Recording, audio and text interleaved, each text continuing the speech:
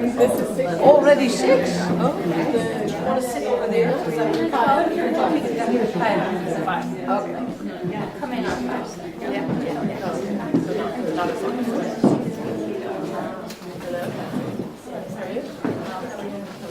I like the swing of your earrings. Okay, hi everybody, and welcome to Brigitte's moving. I'm moving. I can't see a thing. Welcome to the Vancouver Metal Arts Association in association with the Crafts Council of BC to our Q&A session with the fabulous Brigitte Martin. Thank you all for coming. It's awesome to see so many fantastic jewelers and metalsmiths and artists here and people who are supportive of us, of our field. It's really great. So we're going to keep it, if you have phones, put them on silent right now. Mine is.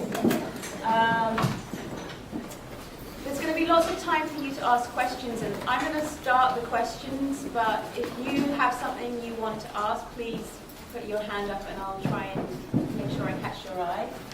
I also have some door prizes to give out during the evening, so if you respond to the challenges I put to you, you may receive a prize.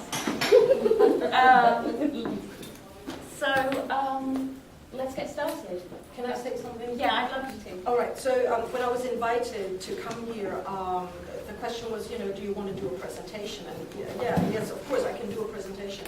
But to me, personally, it's much more important that we have a conversation. And I'm absolutely open to any kind of question you want to ask. Nothing is off limits, right? I want this to be lively and engaging, not me talking at you, but you talking with me. My field of experience is, obviously art jewelry, the jewelry that we make, but I'm also fairly well versed in online marketing, PR and marketing in general. Consumer psychology is something that I really love. So if you have questions during the course of the evening, by all means raise your hand, interrupt me. Anything goes, right? I'm here for you. I'm here to answer questions and not really talk so much about me and where I come from and things that I do, because that gets boring pretty quickly, I assure you. Really, this is your evening, and I want to be here to be helpful. That's what I want to say. And this is why I chose this format, Q&A, and we'll start with some softball questions, I hope, and then get into the hard stuff with you all, and by all means, ask. That's what I do. All right, awesome. So you grew up in Cologne, Germany, and you apprenticed as a goldsmith there. So what drew you to goldsmithing? Well, when you come from Germany, you're immersed in culture. Like, Europe is a very special place. And for me, it started by going to museums for applied arts. And I was just fascinated at the craftsmanship that in earlier centuries, work that was done with the limited tools that they had at the time, the amount of work that was put out and the level of work just astounded me. And to me the question was, how on earth did they do this? And then the next question is this something that I can learn? And in Germany the system is a little different. We do have art schools, but in order to really learn a trade, you go through what's called an apprenticeship, where depending on what it is that you want to do, you apprentice yourself to a master in the field. An apprenticeship usually lasts for 3 years, and then you undergo an exam, which is a theoretical exam and a practical exam where you show certain skills. If you pass, then you're a journeyman. You are typically a journeyman for 5 years. And then if you are so inclined, go to a master school, which usually lasts for 2 years, and then you end that school with another exam and with a so-called masterpiece. This is where the word comes from. And those people, I'm not a master, I'm a journeyman. But those people who undergo master school and then do a masterpiece, they know pretty much everything there is to know. Yeah. Technically, the focus is on skill. yes, you have to have an idea about design, but the focus really is on skill and accumulating solid craftsmanship, which is what I was interested in at the time and really wanted to learn. And this is why I chose this traditional path rather than going to art school, because I wanted to do this. Yeah. And then you ended up in the US. Do you want to say how you ended up there? Or? I married an American, Yeah. that's how it goes. Yeah, I know. It was easier for the both of us to function over here than for him to function over in Germany. Right. So, and this is really why I moved over. And then you had a business, a jewelry business, a one-woman show. You had a studio in the back, you had the gallery, you were doing commission, one-of-a-kind pieces. Yes, that's right. I had a brick and mortar.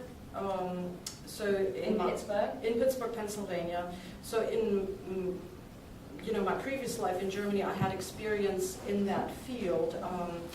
I used to work for Sotheby's, the auction house, and then I worked for a gallery for contemporary fine art.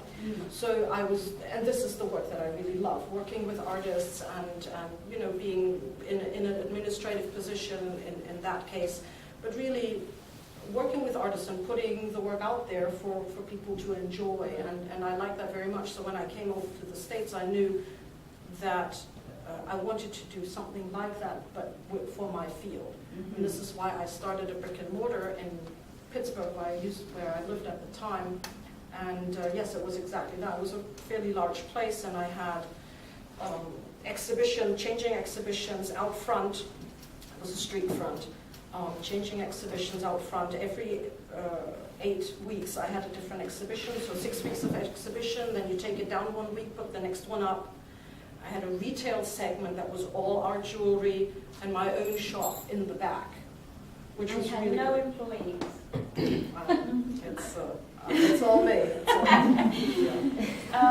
So at that time, that's when you became a SNAG member, a member of the Society of North American Goldsmiths? I actually became a SNAG member right after I moved here, because it's the biggest organization in the United States that you can become involved in, and I thought I should become involved in something like that. I mean, I didn't know anybody, really, and I thought it would be a pretty good way for me to become involved in something that I believed in and that would provide me with community. Was there a local guild you could have joined at the time? It had just folded. Yeah. And so I was a little too late for that. So I joined SNAG. Yeah. And I've been a member really ever since, so that must have been like 90. I don't know, I moved here in 95, so shortly thereafter, 96, 97. And now she's the president, so. Yeah, that's true. You never know. You never know. Yeah. So for you, like, being involved in the community is a really important thing. And it's what drives you a little bit. I think community is important. And it's important for the individual to be involved in something that's bigger than yourself. Right? I think it's important to not only give back and become involved in something. It broadens your horizon. Yeah. It exposes you to people that you otherwise would not be exposed to. But it's really, you get so much more out of it than you put into it. Yeah. And I've done various things for SNAG. Even before I became a board member, but I always just enjoyed it. I mean, and when I just sat here watching you guys, what you did was exactly that. You were talking to each other. This is your community. These are the people. When you come into a room, a fellow metalsmith. I mean, this is what it is for me. I come into a room, a fellow metalsmith, and I feel these are my people. Right? I don't have to go and explain to you, how I do things, because you know this, right? I don't have to go back to Adam and Eve, explain to you why I'm doing this, because you all get this, right? And it's quite different when you go to other communities that do not know this. So this is comfort, definitely. It's home, right? This is why you join larger groups, because they provide you with something that otherwise in your isolated life you can't have. I mean, most of us sit in basements or in small rooms rooms by ourselves and Yeah. with the radio for company, Yeah. and that's pretty miserable, right? But when you come in a room like this, and I saw this, you guys were all talking to each other. It was very friendly, very collegial, and that's what you get when you join any community. So the other community that you are really involved is the online community. You set up Crafthause, which is an online community for craftspeople. Do you want to talk about that a little bit? Well, that was really a desperation project. I mean, I started it in 2008, which at the time, it's hard to believe now, but at the time, Facebook was just about to become a thing, right? So there was no online life. And I was sitting there in the basement of my house in Pittsburgh, Pennsylvania. My kids were safely tucked away at school, and I was sitting there doing my stuff with the radio for company. And I'm thinking, how pitiful is that? Really, how pitiful is that? But lucky for me, there was a show on NPR, so I'm a big NPR nerd. Let's get that out of the way. And, there was a woman who was talking about social media, and this was, as I said, just coming into being, and she was describing Facebook, and she said, you know what, nowadays people have a chance or an opportunity to create a community online that deals or that is interested in the things that you're interested in, and it's a micro community, but it just caters to everything that you want and that you're interested in. I thought, why don't I do that? I'm sitting here in the basement of my house. This isn't going anywhere. This is stupid and rather miserable. Why don't I just create an online community? And that's a really good way for me to meet other people, because I didn't have a guild system. I did not have any kind of group like this in Pittsburgh at the time. As I said, it just folded. So I just started it really out of a need that I had for myself, very selfish. And the thing just flew. And within a very short time, people flocked to it out of the same need for community. Right? And the response that I got was, I really needed this because I have nobody around me. Nobody around me gets me. Nobody around me understands what I'm doing. And I'm totally isolated here by myself. And I need to be able to talk to people who get me. And this is what kept it alive, I guess. So since 2008, there's been so many more platforms that we use, that I use. Facebook, and now Instagram is really popular. And then other platforms that I won't mention. But what advice do you give to us as independent designers or artists to navigate social media and how to use it to our advantage? Well, I'm German, so I like plans, and I like to be organized. And I think it's very easy to lose yourself on social media, right? You go on and Facebook, and there's a cat video, and then somebody's dog did something cute, and you just hop from one thing to the other. But this is money. This is really time down the drain. And my best advice is to use social media to your advantage and promote what it is you're doing and what you're really interested in. So you want to strike a balance and keep it personal enough so that people don't think it's a marketing scheme coming at them. But I think you want to be smart about how you use it and the kind of information that you put out there, because in effect what happens is what you put out there is how people recognize you. And all of a sudden you are the one, and I'm not picking on you for any purpose other than I see your jewelry. Let's say you start posting about the plexiglass jewelry that you're wearing and that you're making, I assume, and you start writing about the material. You start writing about the shapes and how you put them together. Really make it a conscientious effort to post about this. Not every day, it's not necessary, but let's say once a week.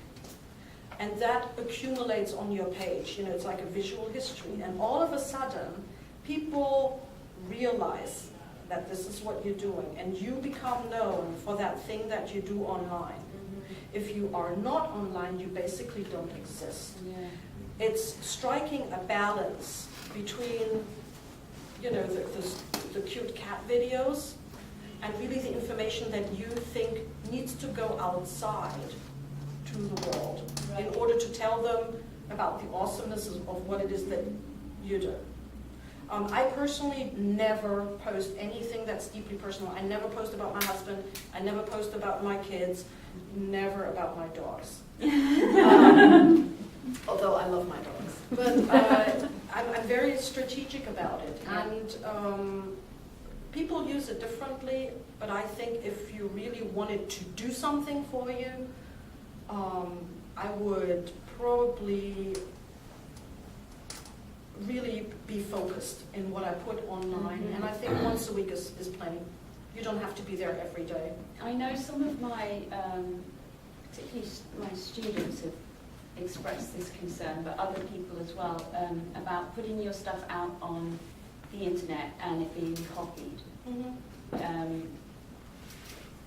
Not necessarily by, sometimes by big corporations and sometimes just by someone who's going to sell it on Etsy for a lot less money than you do or whatever. What do you think about that? How do we protect ourselves from that? Or do you think that's a reason not to post things? No, I think you should post things. Yeah.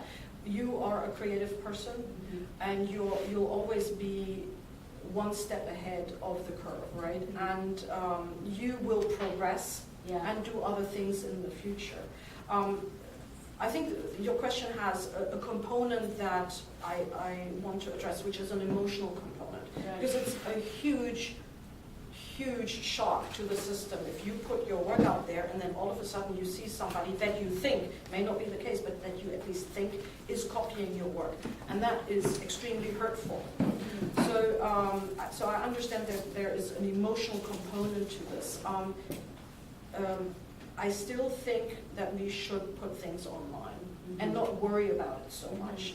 Will there be copying? Yes. Now, copying can happen either, like a Chinese manufacturer, sees something that you do, and it's easy enough for them to copy and replicate in huge amount of numbers. Mm-hmm.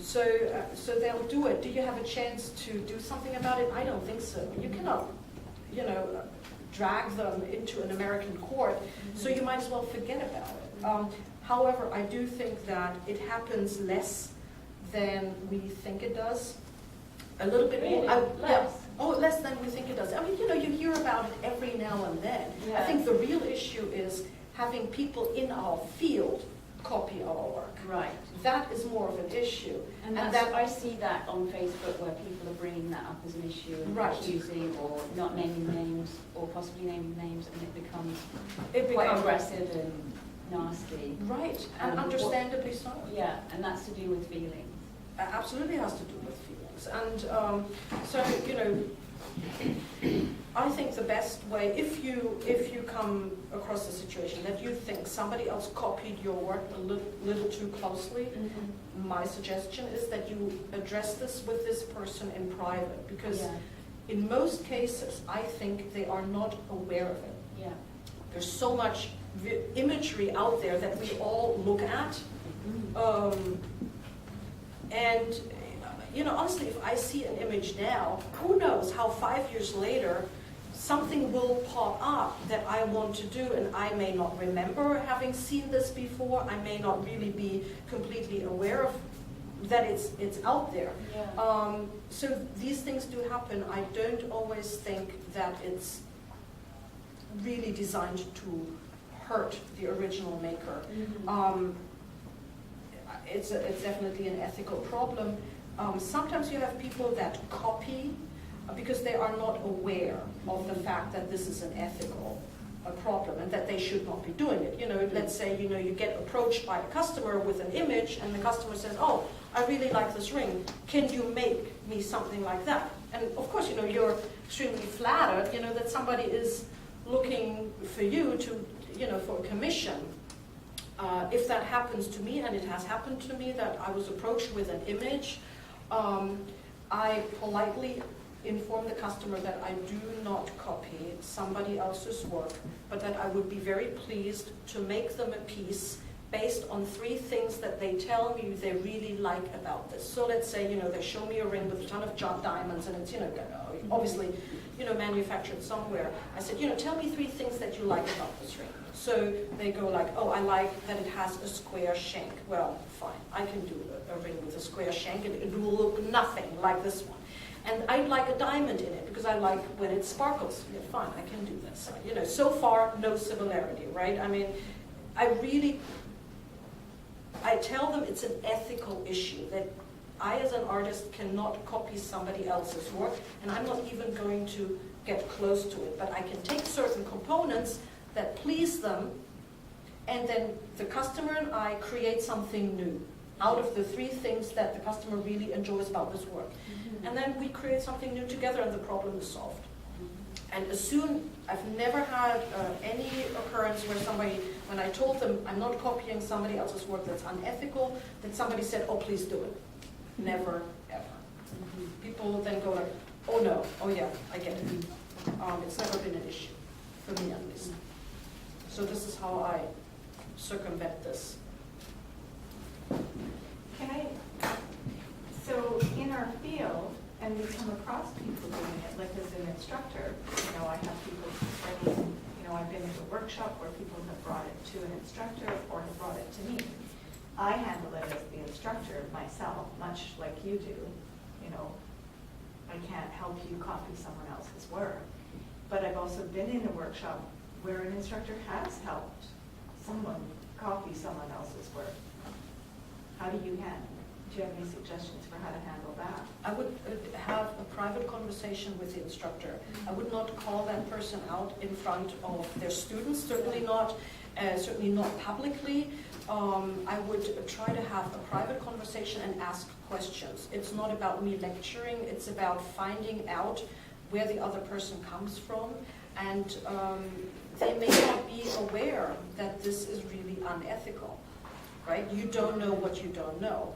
So if you have a conversation that's non-confrontational and just ask questions, very often situations dissolve themselves. And that's how I would handle it. Privately, out of the limelight, so not to embarrass the other person. I think that's always the best. In any kind of conflict situation, I would not aim to embarrass anybody publicly. Does anyone else have any questions? I have a door prize. Good question. Yes. I have a question. Well, you were talking about masters and masterpieces. And if you're a journeyman's, do they typically, I've met some journeymen on a journey, on some traveling journey. Did you experience that? It's not being done in the goldsmithing field, Okay. but carpenters do it. Yeah. Right? Okay. And you may have seen those. I've seen the carpenters. Okay. That was a brief. My second question is kind of about journey. I'll segue into it. How did you find a balance between your artistry and your commercialism in your work?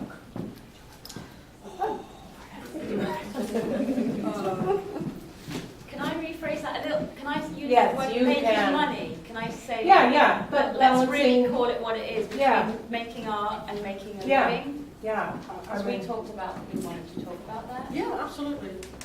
You can still answer her if you want. Right. Yeah, but I mean, I'm sure it wasn't like one day it just happened that, it was all working out. I'm sure it was a bit of a progression and. Yeah.